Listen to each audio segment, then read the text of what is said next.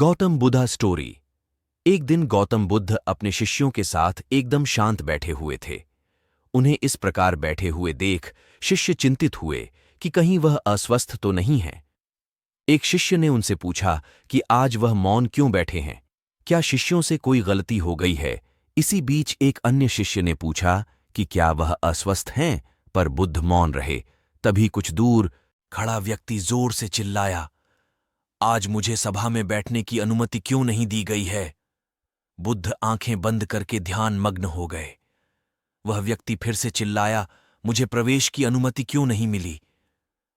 इसी बीच एक उदार शिष्य ने उसका पक्ष लेते हुए कहा कि उसे सभा में आने की अनुमति प्रदान की जाए।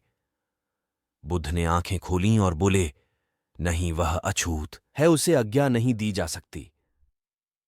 यह सुनकर शिष्यों को बड़ा आश्चर्य हुआ।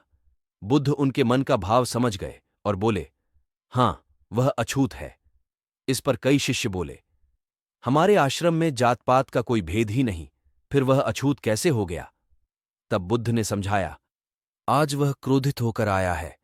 क्रोध से जीवन की एकाग्रता भंग होती है। क्रोधी व्यक्ति प्राय मानसिक हिंसा कर बैठता है, इसलिए जब तक वह क्रोध में रहता है तब तक अछूत होता है। इसलिए उसे कुछ समय एकांत में खड़े रहना चाहिए। क्रोधित शिष्य भी बुद्ध की बातें सुन रहा था। पश्चाताप की अग्नि में तप कर वह समझ चुका था कि अहिंसा ही मनुष्य का महान कर्तव्य व परम धर्म है। वह बुद्ध के चरणों में गिर पड़ा और कभी क्रोध न करने का प्रण लिया।